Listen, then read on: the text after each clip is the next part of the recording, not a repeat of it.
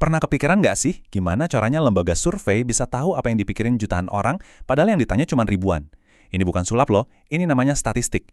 Nah hari ini kita bakal bongkar rahasia di baliknya, teori sampling. Yuk kita mulai. Pertanyaan ini nih yang sering banget bikin penasaran apalagi pas lagi musim pemilu. Gimana bisa coba suara segelintir orang dianggap mewakili satu negara? Kedengarannya mustahil kan? Tapi tenang, di balik semua ini ada ilmu yang cerdas banget.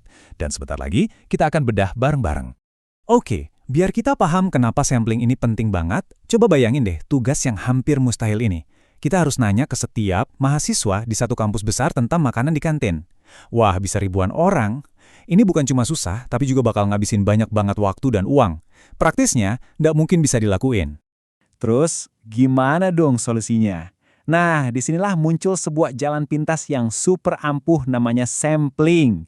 Ini adalah ide cemerlang yang mengubah tugas mustahil tadi jadi sesuatu yang sangat mungkin dilakukan. Kita jadi bisa dapat gambaran yang akurat tanpa perlu nanya ke semua orang. Sebelum kita lanjut lebih jauh, ada dua istilah kunci yang harus kita pegang. Yang pertama adalah populasi. Gampangnya ini adalah keseluruhan kelompok yang pengen kita pelajari. Misalnya, yaitu tadi, semua mahasiswa di satu universitas. Terus yang kedua ada sampel. Nah, sampel ini adalah sebagian kecil yang kita ambil dari populasi tadi. Analoginya gini deh, kayak kita nyicipin sup. Kita kan nggak perlu makan satu panci penuh buat tahu rasanya gimana kan?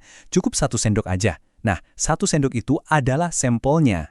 Jadi udah kebayang ya bedanya. Populasi itu gambaran besarnya, seluruh hutan, seluruh samudra, atau semua 2.000 mahasiswa.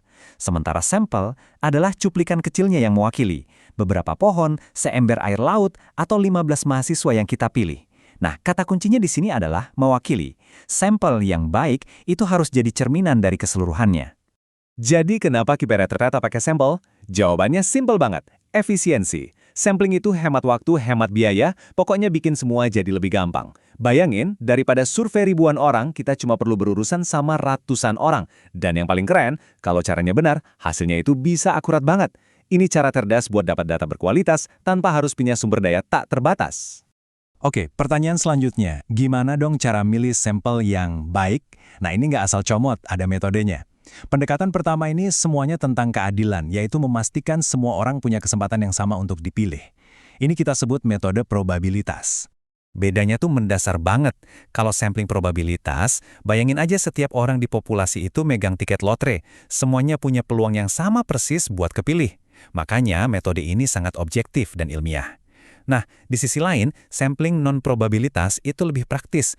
Pemilihannya berdasarkan kemudahan atau kriteria tertentu, bukan peluang yang sama rata.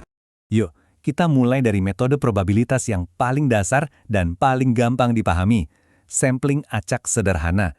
Ini persis seperti namanya, acak dan sederhana. Pikirin aja kayak ngocok arisan atau ngundi nama dari topi.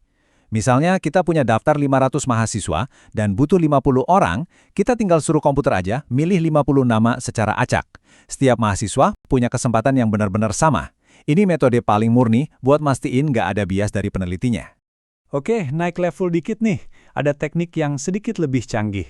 Tujuannya untuk memastikan kelompok-kelompok penting di dalam populasi kita itu pasti terwakili. Kadang-kadang populasi kita itu kan punya subkelompok yang penting ya, misalnya mahasiswa dari jurusan yang beda-beda. Nah, dengan sampling acak berstrata, kita bagi dulu populasinya ke dalam strata atau kelompok-kelompok ini, habis itu kita ambil sampel acak dari setiap kelompok. Jadi, ini menjamin kelompok kecil, misalnya mahasiswa dari jurusan sastra, suaranya tetap ikut terwakili. Metode probabilitas ketiga yang bakal kita bahas ini rapi banget. Ini adalah cara milih partisipan berdasarkan interval atau jarak yang tetap. Cara kerjanya begini, simple banget. Misal, kita punya daftar 1.000 orang dan kita butuh sampel 100 orang. Kita tinggal bagi aja, 1.000 dibagi 100 hasilnya 10. Nah, angka 10 ini jadi interval kita. Kita pilih satu orang pertama secara acak, terus setelah itu kita tinggal pilih setiap orang ke-10 dari daftar itu. Gampang kan? Cepat, efisien, dan karena titik awalnya acak, hasilnya tetap adil. Tapi, gimana kalau kita nggak punya waktu atau dana buat ngelakuin ujian yang super adil kayak tadi?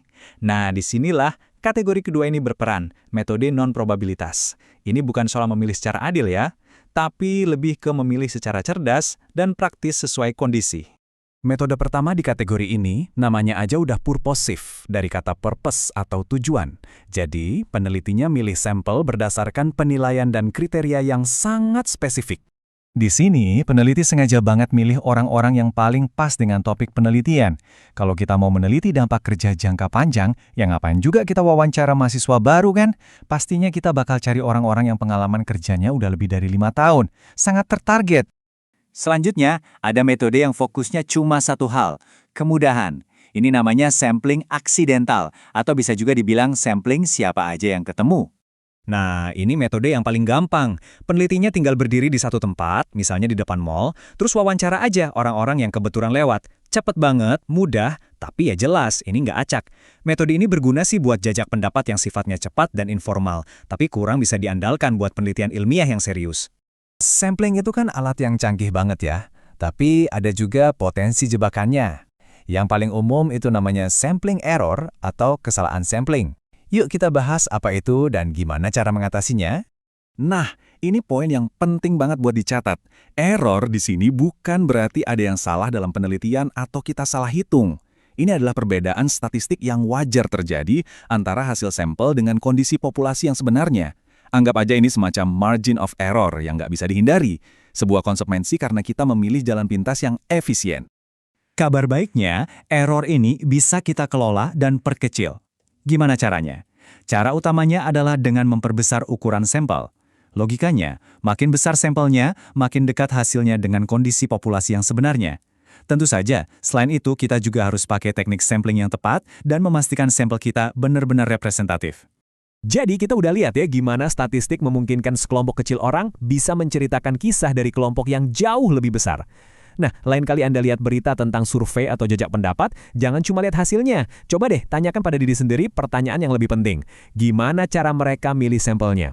Karena sekarang Anda tahu betapa krusialnya jawaban dari pertanyaan itu. Dapat kita simpulkan bahwa teori sampling merupakan bagian penting dalam statistika yang digunakan untuk mempelajari cara memilih sebagian anggota populasi yang disebut sampel agar dapat mewakili keseluruhan populasi dalam suatu penelitian. Dengan menggunakan teknik sampling, peneliti tidak perlu meneliti seluruh anggota populasi yang biasanya berjumlah sangat besar.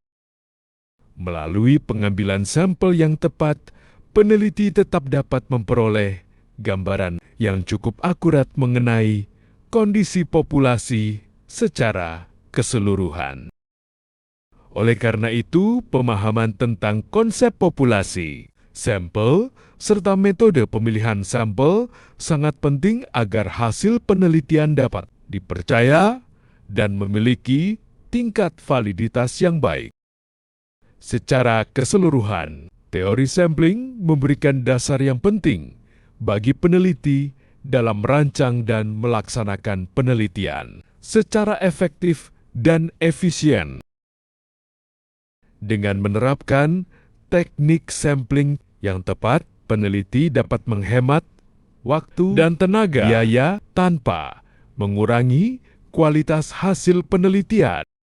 Oleh karena itu, pemahaman yang baik mengenai teori sampling sangat diperlukan, terutama dalam kegiatan penelitian ilmiah, survei, maupun pengambilan keputusan berbasis data. Dengan demikian, sampling menjadi salah satu metode yang sangat penting dalam proses analisis data dan pengambilan kesimpulan yang akurat dalam penelitian.